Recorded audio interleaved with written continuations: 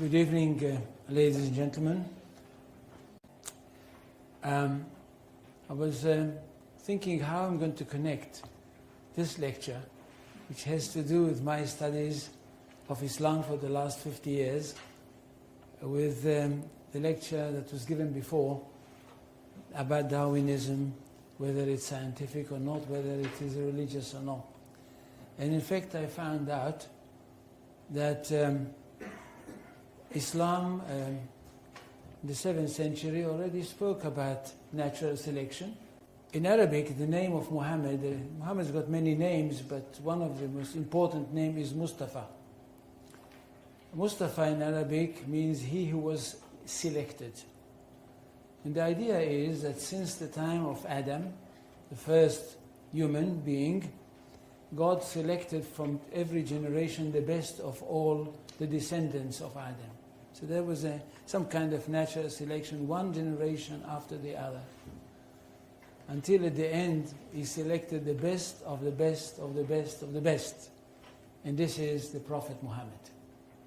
And he chose him to give him his word, the exact word of God, and of course selected him to be the prophet that will bring to humanity the finest of all revelations. This is Islam. So usually when we speak about Islam, when people speak about Islam, they use terminology which they take from their own culture. It's got nothing to do with Islam. They use terms which they hear and they don't know what they are. And we know it in this country. All of a sudden a word like hudna appears and everybody writes hudna. But if you ask whoever writes about hudna in the newspapers, what does it mean? He has got no idea that we are talking about a legal concept. The last thing that I heard was something like tahdiya. Now tahdiya, and everybody started writing about tahdiya. Of course, people that don't know proper Arabic, I'm talking about proper Arabic, and they don't understand what it means, and they don't understand that the Arabic language being the language of God. The Arabic language is the most versatile language possible, and the Arabs are experts in using this language to finesse, which only people that really live with this language understand. So what I want to do this evening with you is to talk about the theory of war, the theory of peace, and talk about few terms which are used by Muslims and by Arabic-speaking Muslims. Now, there are many Muslims in the world. We're talking about 1.25 billion people in the world. We're talking about a huge quantity of people that are Muslims in the world. And it's not such a simple thing to make so many people Muslims. It means that we are talking about a culture which is highly rich, highly interesting, and highly rewarding. And that's what the most important thing. It's highly rewarding because it basically, for the ordinary person, it's a very, very simple religion. I'm not talking about philosophers. I'm not talking about academicians. I'm not talking about the great theologians. I'm talking about the simple person for whom Islam is the most rewarding of all religions.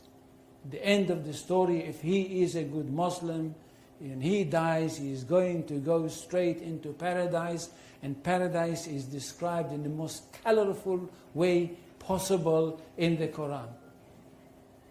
And for this reason, I think we should speak about Islam with great respect. And not just, as I can hear some people say, well, it's Islam, it's nothing. No, it's not. And it's not a simple thing that a person like me and others like me in the academy, in fact, dedicated their life for the studying of this culture.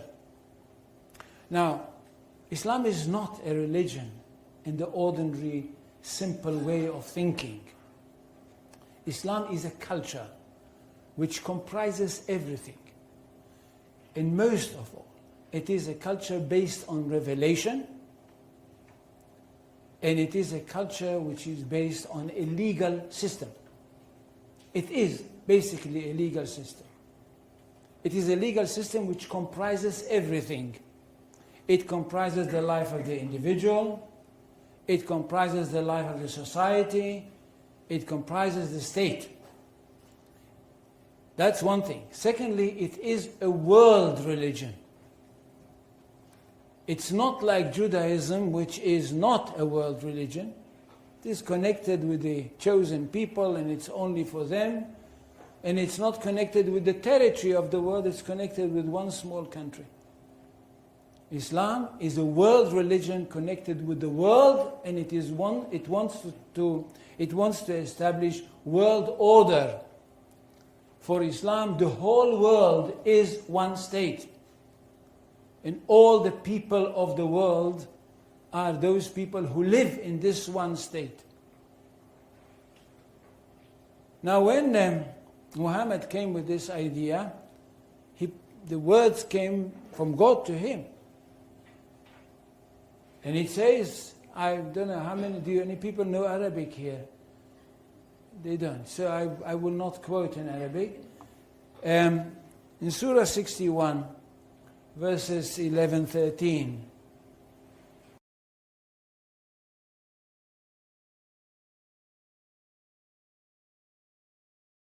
We hear that God sent Muhammad with a true religion, with the right message, with the right path, in order that it should overcome all the other religions. Which means that there is only one truth. Jews and Christians, which are called the people of the book, had once their own truth, but they were not a very good custodians. And they falsified their books. That's why Allah had to send another prophet, a modern prophet, that should bring the last word of God and the only word of God to humanity. This is the Quran. Nothing can be superior to it. And because of that, this religion is regarded to be one that stands on top of everything else. In Arabic, they say, Al-Islam ya'lu wa la yu'la alayhi. Islam is superior, nothing can be superior to it. Which means we are talking about not only the final word of God, not only about the finest word of God, but the truest of all revelations. Now what does the community have to do? The community of the believers. Those people that were lucky enough to have their hearts open and to have accepted the call of the Prophet Muhammad. What do they have to do? They have a mission in this world. To bring the word of God to the whole universe. Or if you want, to the whole of this planet. بسم الله الرحمن الرحيم. أفمن شرح الله صدره للإسلام فهو على نور من ربه فويل للقاسية قلوبهم من ذكر الله أولئك في ضلال مبين. الله نزل أحسن الحديث كتابا متشابها مثانية تقشعر منه جلود الذين يخشون ربهم ثم تلين جلودهم وقلوبهم إلى ذكر الله ذلك هدى الله يهدي به من يشاء ومن يضلل الله فما له من هاد أفمن يتقي بوجهه سوء العذاب يوم القيامة وقيل للظالمين ذوقوا ما كنتم تكسبون كذب الذين من قبلهم فأتاهم العذاب من حيث لا يشعرون فأذاقهم الله الخزي في الحياة الدنيا ولعذاب الآخرة أكبر لو كانوا يعلمون ولقد ضربنا للناس في هذا القرآن من كل مثل لعلهم يتذكرون قرآنا عربيا غير ذي عوج لعلهم يتقون ضرب الله مثلا رجلا فيه شركاء متشاكسون ورجلا سلما لرجل هل يستويان مثلا الحمد لله بل أكثرهم لا يعلمون إنك ميت وإنهم ميتون ثم إنكم يوم القيامة عند ربكم تختصمون